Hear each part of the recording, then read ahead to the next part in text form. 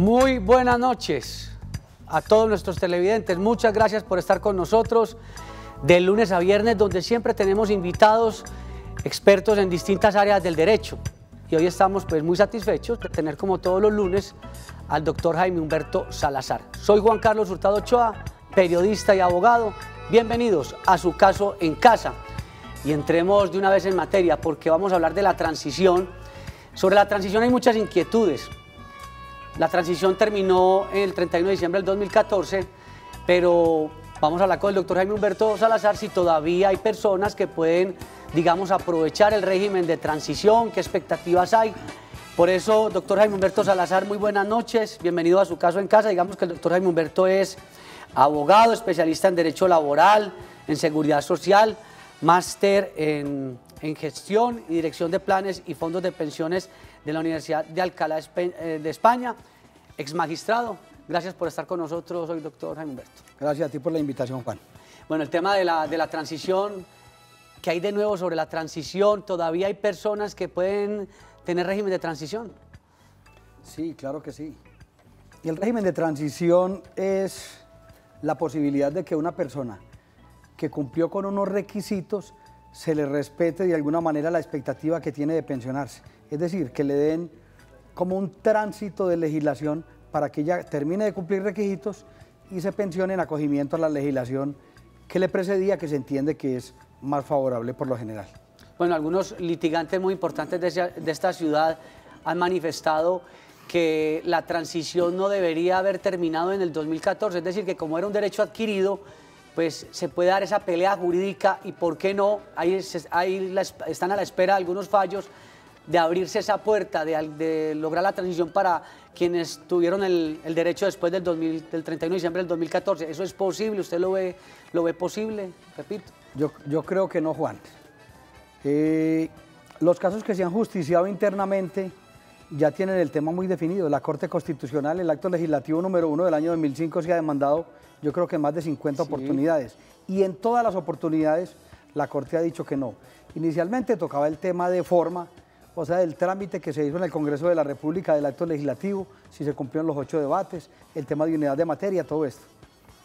Por ese lado quedó indemne y dicen que sí. En algunas sentencias, como en la 555, la Corte ha examinado el fondo del acto legislativo, que eso en principio se decía que no era posible, que las reformas a la Constitución solo se examinaban por vicios de forma y no de fondo, pero sin embargo, en este caso la Corte, examinando el tema de las convenciones colectivas, de hasta cuándo se iban a aplicar en materia pensional, examinó el fondo del acto legislativo y eso le cerró cualquier camino a que una persona afirme que el régimen de transición ha supervivido más allá del 31 de diciembre del año 2014. Algunos abogados, entre ellos nosotros, por supuesto, hemos llevado el tema a Justicia Interamericana. Allí estamos esperando, primero, que la comisión admita las quejas, la comisión que tiene su sede en Washington, y que posteriormente la remita a Costa Rica, que es la sede de la Corte Interamericana de Derechos Humanos, para que examinen de fondo el tema y nos digan pues definitivamente si sí o si no. Todavía decimos, como decimos nosotros, nos queda por quemar este cartucho. Ah, pero todavía entonces hay una puerta abierta, doctor Jaime Humberto. ¿La OIT no tendría nada que ver ahí, toda vez que el tema pensional de alguna forma también tiene que ver con los derechos laborales y por supuesto pues quien adquirió el derecho y después le aumentan, que ya no son 1000 semanas sino 1300, pues la brecha para muchos colombianos ha sido muy grande? Los instrumentos de la OIT nos han servido mucho en la fundamentación de las demandas ante la justicia ordinaria y de las demandas de casación, porque todos los instrumentos internacionales nos permiten hablar de derechos en vía de consolidación, que son lo que se ha llamado en la doctrina interna expectativas legítimas. Y desde ese punto de vista pues nos ha servido para afianzar las tesis. Pero estas tesis, como lo informo, no han tenido eco ni en la justicia ordinaria ni en la justicia constitucional. Vamos entonces con Sandra desde la ciudad de Cartagena. Muy buenas noches, bienvenida a Su Caso en Casa. ¿Y cuál es su inquietud hasta ahora? Buenas. Buenas. Lo que pasa es que la pregunta que yo tengo no tiene nada que ver con el tema que se trata en el día de hoy, pero sí quisiera que me aclararan algo. Una persona legalmente puede estar afiliada a dos sindicatos, dos o más sindicatos. Muchas gracias. Bueno, el tema tampoco está tan Hoy estamos hablando de transición, pues el doctor Jaime Humberto Salazar, ¿qué le puede decir sobre el tema de los sindicatos? Claro si que uno sí. puede estar afiliado en más de un sindicato. Sí, sí puede estar afiliado siempre y cuando no sean sindicatos de la misma naturaleza. Entonces puede estar afiliado a un sindicato de industria, por ejemplo, y a uno de base. Claro que sí, eso es posible. Ah, bueno, entonces ahí ya resolvimos la inquietud de nuestra televidente en Cartagena. Vamos con Darío Gil. Muy buenas noches, bienvenido a Su Caso en Casa. Muchas gracias, buenas noches. Mira, para una preguntita.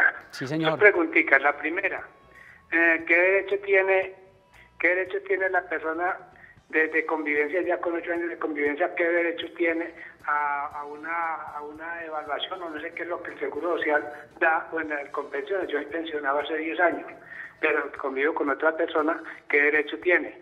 Pero usted se refiere de alguna pronto... bonificación, alguna cosa que ya me han comentado sobre eso. Usted se refiere a los incrementos. La otra pregunta. Sí.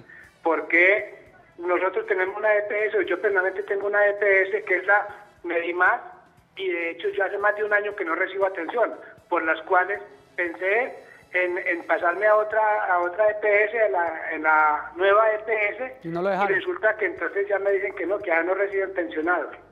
¿Cuál sería la solución ahí o qué habría que hacer? Bueno, muchas gracias, doctor Jaime Humberto. Dos preguntas muy interesantes. La primera es si el televidente tiene derecho, lo que logré entender es a un incremento por persona a cargo.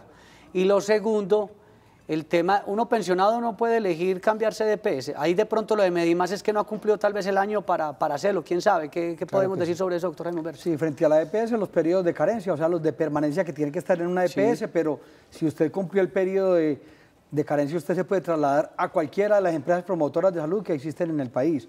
Si esta le dice que no, usted puede promover contra ellos una queja inicialmente en la superintendencia o en el ministerio por lo que llamamos elección adversa, que es como sacar los afiliados que de pronto le generan alto costo a las empresas promotoras de salud. Y una acción de tutela para que lo reciban. También es otro mecanismo que puede utilizar para efectos del traslado.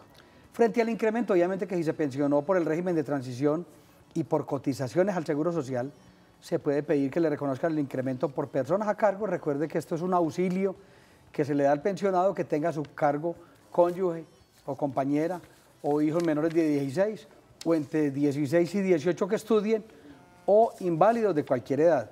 Es el 14% por la cónyuge o por la compañera y el 7% por los hijos. Si tiene muchos hijos, recuerde que esto no puede superar, entre todo, un 42% de la pensión mínima legal.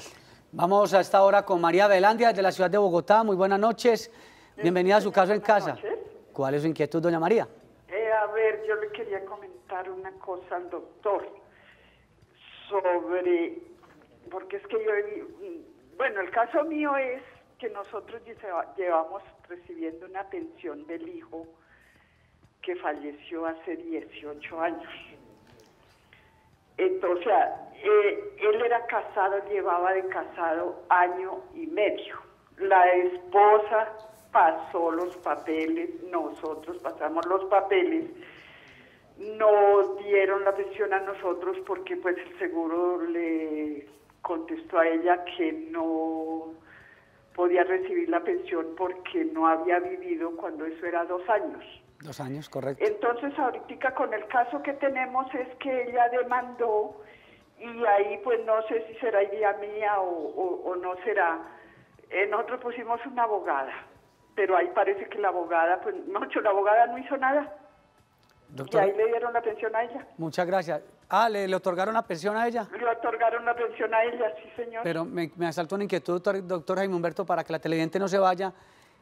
Si ahí no había cosa juzgada cuando ya habían otorgado esa pensión a los padres del causante. No, yo creo que no, Juan, porque seguramente a ella se la negaron fue en sede administrativa y ella posteriormente demandó. Lo que les tocaba a ellos a través de su abogado era defender eso que Colpensiones o el seguro le había dicho inicialmente, que en ese momento Ley 100 contemplaba que así fueran cónyuges tenían que tener un término mínimo de convivencia de 2 años, sí, excepto que dentro de esos 2 años hayan procreado hijos, caso en el cual la convivencia quedaba relevada. Pero si ya demandaron o la señora demandó y ustedes perdieron y no fueron hasta casación, que es un recurso posible que podían haber tenido, pues ahí se presenta el fenómeno de la cosa juzgada y seguramente no habrá nada que hacer, excepto eventualmente una revisión, pero eso habría que examinarlo con mucho detalle, Juan. Pero en este caso entonces entendería uno que se reparte la pensión entre los padres y la cónyuge. Le queda exclusivamente a la cónyuge, es que ellos no están, no concurren en el primer orden. Claro. En el primer orden siempre están cónyuge o compañera con los hijos.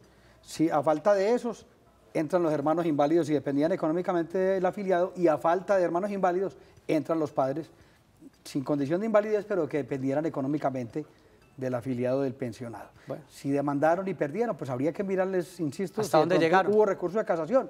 Acérquense por la oficina y examinamos eso y miramos si todavía hay alguna solución. Vamos a recordar, doctor Jaime Humberto, su línea de WhatsApp. ¿Dónde lo pueden llamar, doctor Jaime Humberto, o escribirle más bien, para que tengan la oportunidad de formular estas inquietudes y apartar las citas? Aquí tenemos, a ver, 304-218-8191. Hasta ahora tenemos a doña Ligia. Buenas noches. ¿Cuál es su inquietud hasta ahora? Mi inquietud es que el doctor Jaime Humberto me tiene todo mi trámite de pensión con la abogada Luisa Fernanda Restrepo. Sí. Buenas noches. Muchas gracias, sí. Mi inquietud es esa, el doctor Jaime. Disminúyale un poquito el sonido al televisor para que podamos comunicarnos mejor, doña Ligia. Quisiera saberle al respecto. Hay que disminuirle un poquito el volumen al televisor para que podamos hablar mejor, doña Ligia. Bueno, mientras organizamos la comunicación es que le suben el volumen al televisor y eso es muy normal. Doña Ligia, tenga la amabilidad, mañana a las 7 de la mañana me llama a la oficina, recuerde 513-8930, o me escribe por esta línea de WhatsApp que le anunció Juan, que yo con todo gusto... Se lo pasó a la doctora Luisa Fernanda Restrepo. ¿Me escucha? Sí, claro Sí, que sí. Tenga la amabilidad, me llama mañana a las 7 para yo llamar a Luisa que nos informe en qué va el trámite. Recuerde que en el pool de abogados mío tengo como 7 o 8 personas que me ayudan, entonces ahí ve, yo no estoy enterado de todos los pormenores de los asuntos. Si usted me llama, yo con todo gusto le informo en qué va su caso. No, y para No, revisar. porque es que yo la llamaba, yo necesitaba era preguntarle al doctor Jaime Humberto acá en la televisión, cuando hay un recurso recurso de casación, ya llega a los tribunales, ¿por qué se demora tanto eso? Yo quisiera saber era eso al respecto. Ah, bueno. Eso es demoradito. Doña Ligia, es que la Corte tiene un trancón de 20.000 procesos. Recientemente se crea una sala de descongestión de 12 magistrados que integran 4 salas de A3, y eso ha ido evacuando procesos. Pero todavía, pues apenas empezó ahorita como en agosto. Todavía estamos en el trancón, esperamos que hacia el año entrante la Corte se desatrase y ya empiecen a fluir mucho más ágilmente los procesos. Vamos a recordar la línea de WhatsApp del doctor Jaime Humberto Salazar para quienes no alcanzaron a anotarla hace unos minutos. Es 304-2188-191. ¿Es correcto, doctor Jaime Humberto? Y tenemos también el teléfono, el 531-0998. En Río Negro. En Río Negro. Esos trámites son lentos, o sea, es que el tema, la gente a veces piensa que es muy rápido, todo lo que tiene que ver con el litigio y los procesos, y ahí, pues lo podemos decir aquí, audiencia hasta para el 2020. Entonces a veces no es el abogado, sino que pues, la rama judicial está un poquito lenta. Claro, son 3 años en primera instancia, otro en segunda, y en la Corte otros 3 o 4 para los procesos que van allí. Bueno, doctor Jaime Humberto, sigamos hablando entonces de la transición. Hoy en día todavía hay personas que pueden tener ese beneficio de la transición, o ya es muy complicado. Dejando de lado la tesis de la que hablamos hace ratico, claro que sí. Todas las personas que cumplieron requisitos antes del 31 de diciembre de 2014 y que no reclamaron la pensión por régimen de transición la pueden reclamar hoy día. Hay muchas personas que habían cumplido y simplemente se quedaron en las empresas. Hay infinidad de gente, por ejemplo, de empresas públicas de Medellín, que cumplió 55 años de edad, 20 de servicios y que no se quiso retirar, y apenas al cabo de los 60, 62 años se está retirando. Estas personas pueden invocar régimen de transición, o también, si les es más favorable, el régimen general, el de 797 o el de ley 100, también lo pueden invocar si es que la pensión liquidada en esas condiciones les da muy superior a la que se liquida con el régimen de empleado público, que recuerden que la tasa de reemplazo es del 75%. Tenemos una llamada desde Bogotá, la persona no se quiere identificar. Muy buenas noches, ¿y cuál es su inquietud hasta ahora? Buenas noches, su inquietud, por favor. Muchas gracias, buenas noches. Buenas noches. Mi caso es el siguiente. Yo cumplí 55 años el 30 de octubre de 2011. En esa fecha yo radiqué mis documentos en Colpensiones porque siempre coticé desde el año 1976 hasta el 2011, coticé a pensiones en el Seguro Social. Pero lo que sucede es que el Seguro Social me liquidó mi pensión solo por los 10 últimos meses de trabajo. ¿Usted qué opina? Muchas gracias a nuestra televidente. Ahí teníamos algunas dificultades con la comunicación, lo que logramos, por lo menos lo que logré entender yo, que por qué la liquidaron sobre los últimos 10 años. Sí, otra opción que tiene usted de que la liquiden es con los promedios de toda la vida laboral. Aplica para aquellas personas que al inicio de la vida laboral o que en el intermedio tuvieron unos salarios importantes, pero al final de la vida laboral, digamos, se consiguieron un empleo de menos remuneración y entonces el ingreso se les cayó. Si me envían los documentos al correo electrónico, yo con todo gusto los puedo mirar y le puedo anunciar si efectivamente vale la pena ya hacer un estudio, a ver si le puede reliquidar su pensión. Recuerde que mi correo es jaimeh.salazar@hotmail.com. Bueno, estamos con el doctor Jaime Humberto Salazar hablando sobre el régimen de transición, quienes tienen todavía posibilidades de acceder a ese régimen. Nosotros vamos a una pausa y ya regresamos en Su Caso en Casa. Aspectos importantes para recordar sobre el régimen de transición. Mucha atención. Beneficiarios del régimen de transición contemplado en la Ley 100 de 1993, mujeres que a la fecha de entrada en vigencia de la Ley 100 del 93 tuvieron 35 o más años de edad.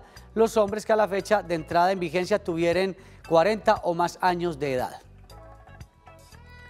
Alternativamente y sin consideración a que se trate de hombre o mujer, tener a la fecha de entrada en vigencia de la Ley 100 15 o más años de servicios cotizados. Actualmente, para determinar si usted es beneficiario del régimen de transición contemplado en la Ley 100, es fundamental determinar si al mes de julio del año 2005 tenía por lo menos 750 semanas cotizadas al sistema pensional. Y tenemos más llamadas. Otra persona pues que no quiere identificarse es de Belén, en la ciudad de Medellín. ¿Cuál es su inquietud? Y muy buenas noches. Sí, buenas noches, gracias. Es una preguntita para el doctor. Lo que pasa es que yo recibí pensión por viudez y a mí me quedaron en ese tiempo 2 hijos, uno de 12 años y la niña de 5 años. Y a nosotros, o sea, a mí me compartieron pues la pensión con ellos, pero nunca nos dieron pues como un auxilio o algo por los hijos ser menores de edad. Entonces yo le pregunto al doctor, hoy por hoy ya ellos son mayores de edad, yo todavía puedo pues como poner en trámite eso. Muchas gracias a nuestra televidente, doctor Jaime Humberto Salazar. ¿Qué puede suceder en el caso de la televidente? No, infortunadamente no. Recuerde que después de Ley 100 tienen incremento solamente las pensiones de vejez, según lo ha adoctrinado la Corte en pacífica jurisprudencia desde el año 2007. Antes de Ley 100 tenían derecho a incremento las pensiones de vejez y las de invalidez de origen común, también las de origen profesional. Pero las pensiones de sobrevivientes nunca se incrementan, no tienen incrementos por personas a cargo, pues porque la razón de ser del incremento es ayudarle al pensionado por vejez o por invalidez a sobrellevar las cargas porque tiene unos hijos que dependen económicamente de él. Pero la pensión de sobrevivientes pues borra el incremento. Allá le queda la pensión al 100%. Claro, el derecho que van perdiendo los hijos le acrece al derecho de ella cuando ellos lleguen a la mayoría de edad y no sigan estudiando o cuando pierdan también la condición de estudiante. Doctor Jaime Humberto Salazar, hay personas que no alcanzaron la transición y entonces se desanimaron y no siguieron haciendo aportes para construir la pensión. ¿Qué recomendaciones sobre reclamar la indemnización sustitutiva o seguir aportando? Siempre cotice, Juan. Mientras la gente pueda, siempre cotice. ¿Por qué? Porque en el tránsito hacia la vejez usted puede sufrir una enfermedad o un accidente, pues allí está la pensión por invalidez. Más para todas estas personas que tienen el subsidio de Colombia Mayor, porque es un costo, digamos, que relativamente pequeño frente a lo que paga una persona del régimen contributivo. Y con esos 20, pues hay cotizaciones de 10.000 que son los rurales, pero entonces hay también de 20, de 30. Usted con los 30.000 pesos está cubriendo invalidez, vejez y sobreviviente. Recomendación, mientras puedan y tengan forma, agoten hasta lo último y coticen. Cuando ya económicamente no tengan forma de cotizar, pues ya tocará que reciban la indemnización, pero mientras puedan, coticen. Luis Vázquez, desde El Poblado, buenas noches, bienvenido a Su Caso en Casa. ¿Cuál es su inquietud hasta ahora? Gracias, para consultarle al doctor, porque es que me dieron el historial pues de mi pensión laboral y me está figurando dentro de esa pensión un patrón que yo nunca he tenido y eso me está afectando el bono pensional. Doctor Jaime Humberto. Es muy simple, pedir corrección de historia laboral para que lo liberen de ese patrono que usted nunca tuvo. Ocurre muy frecuentemente, muy a menudo, que en las historias laborales se cargan semanas de empleadores que la persona no tuvo. Juan, un error craso para Colpensiones, que no dé puras esas historias, porque con eso le meten un gol y le tramitan una pensión. Imagínese usted 300, 400, 500 semanas de un empleador que usted nunca tuvo. Pero a veces sirven. Claro, o 5, 10 o 20, le digo. Un abogado honesto y ético le dirá al cliente, pida que corrijan la historia para que le borren eso.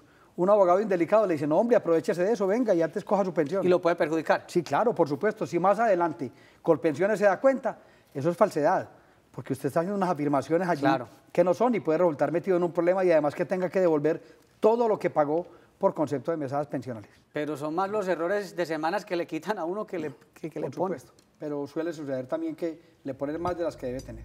Pero ya en materia por lo menos de trámite de pensión, Colpensiones se ha organizado un poquito. La historia se depura, lo que pasa es que esas historias un día le pueden aparecer a usted 1100, al otro día le bajan a 1050, a los 15 días le aparecen 1300. Eso, la historia se está constantemente corrigiendo y depurando. Por eso se piden historias tipo CAN, que son las que pide Colpensiones del software interno que ellos tienen. Doctor Jaime Humberto Salazar, muchas gracias por estar con nosotros. Estaremos pendientes de otros temas con usted todos los lunes, hablando de pensiones. Y la semana que viene, Juan, recuerde que nos vemos miércoles porque hay puente. Cuando hay puente, yo salgo los miércoles y cuando no hay puente, salimos los lunes. Entonces el próximo miércoles. Claro que sí. Gracias a todos ustedes. Estuvo con ustedes Juan Carlos Hurtado Ochoa. Mañana estaremos con invitados relacionados con otras áreas del derecho para que ustedes puedan estar resolviendo las inquietudes, en su caso en casa. Feliz noche para todos.